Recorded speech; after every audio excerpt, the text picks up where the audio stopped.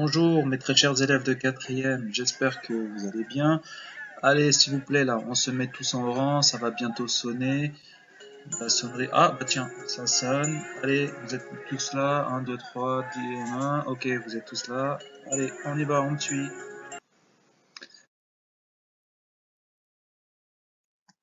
Cours de quatrième d'aujourd'hui, réaction de combustion, partie 1, le triangle du feu.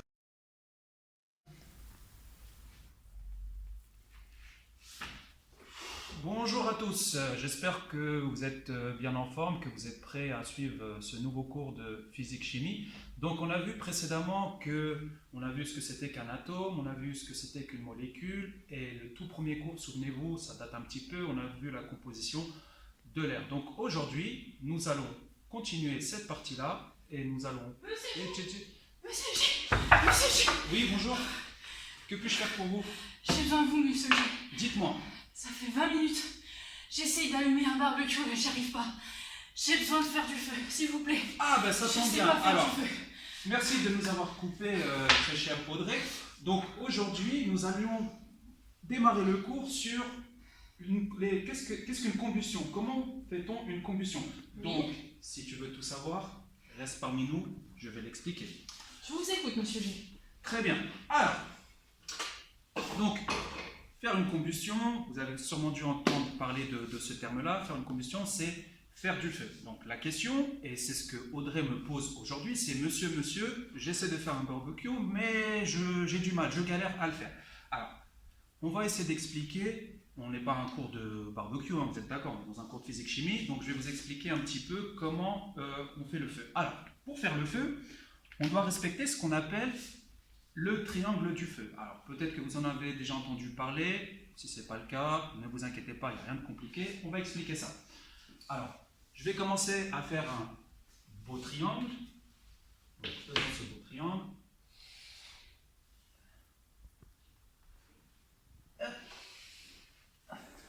Avec les moyens du bord, on arrive à faire de belles choses.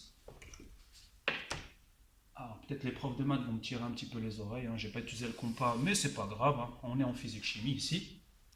Alors, ce triangle, on va le nommer. Donc, on va écrire en son centre triangle du feu. Alors, sur chacun des sommets de ce triangle du feu, je vais mettre des choses. Alors, on va commencer par le... Allez, on va commencer par là, par le combustible.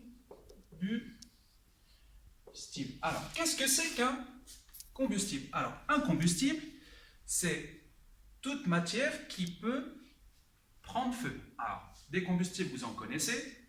Notre amie Audrey nous a dit qu'elle voulait faire son barbecue.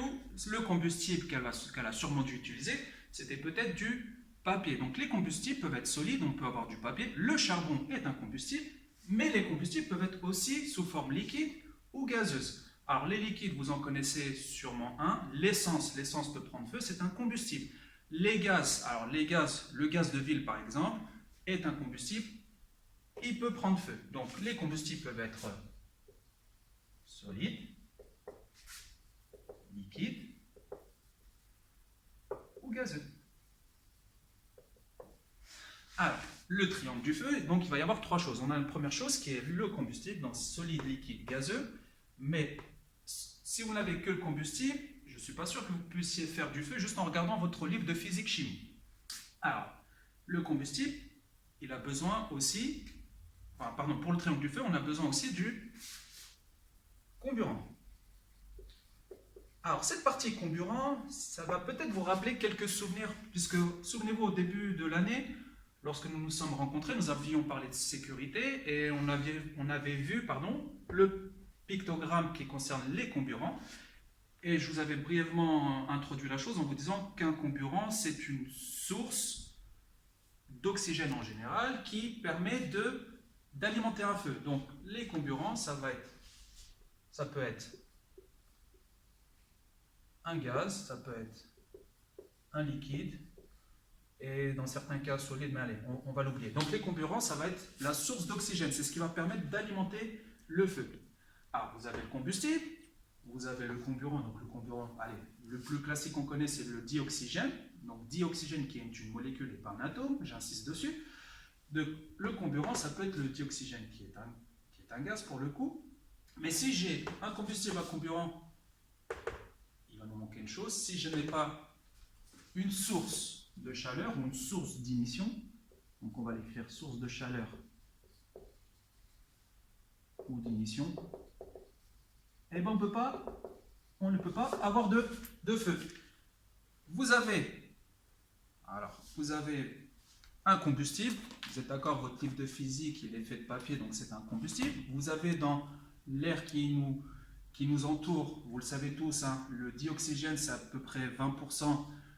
Vous avez du dioxygène, donc vous avez votre combustible, vous avez le comburant qui est le dioxygène, mais vous n'avez pas de source de chaleur, vous n'allez pas faire de feu. Alors, le problème, je pense que notre amie Audrey, son problème, c'est qu'elle a son comburant, elle a son combustible, elle a peut-être sa source d'ignition, mais peut-être que le comburant n'est pas assez suffisant pour allumer le feu. Alors, ce que je vais vous proposer, c'est de faire une petite expérience pour vous montrer que le comburant est essentiel pour faire du feu.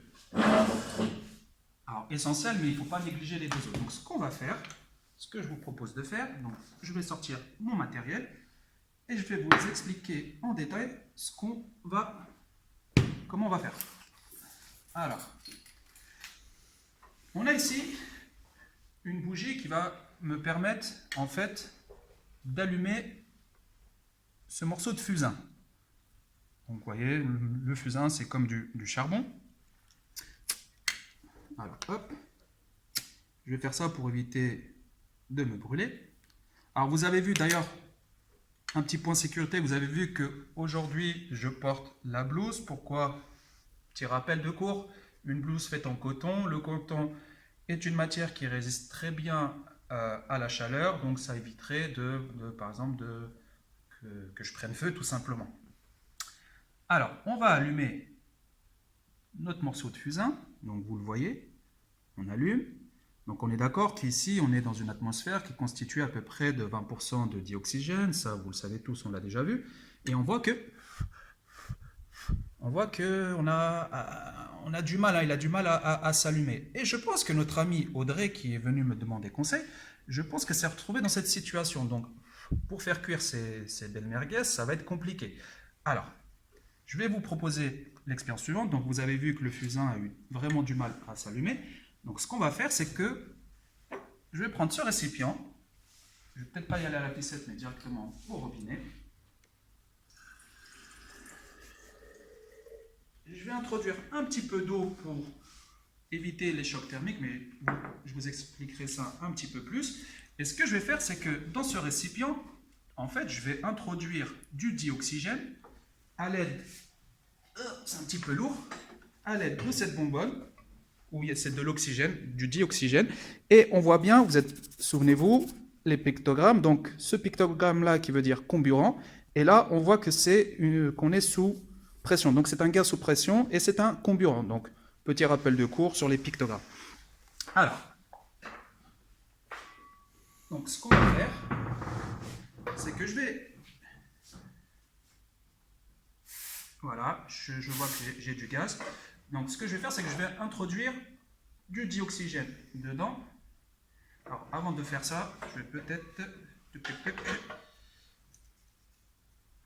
Ouais, je vais peut-être allumer un petit peu mon fusain. Je vais anticiper un petit peu. On va le faire avec la bougie, ce sera plus simple.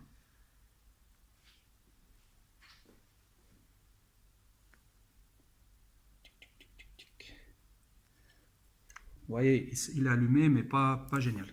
Vous allez observer la différence, s'il vous plaît. Donc,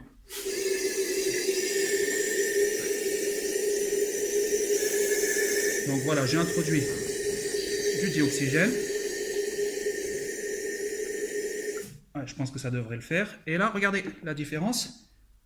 Donc, vous voyez que la flamme, elle s'est beaucoup plus allumée avec une atmosphère qui est beaucoup plus riche en dioxygène. Donc, le dioxygène, dans le triangle du feu, c'est un élément essentiel. Vous le voyez? Alors, je reprends, je répète encore une fois. C'est pas grave, c'est tombé.